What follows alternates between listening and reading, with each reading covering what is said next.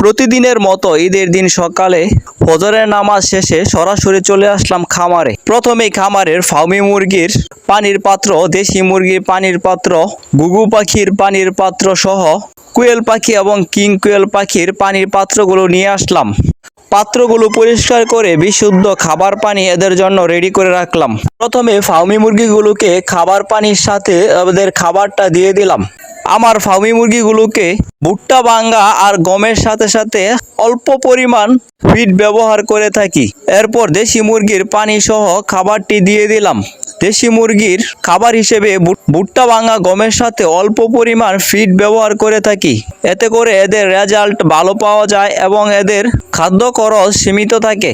এরপর ঘুঘু পাখির খাঁচায় পানি সহ এদের খাবারটা দিয়ে দিলাম। ঘুঘু পাখির খাবার হিসেবে মিক্স খাবার ব্যবহার করে থাকি, যেখানে গম, ভুট্টা ভাঙ্গা এবং ডাল সহ বিভিন্ন ধরনের মিক্স থাকে।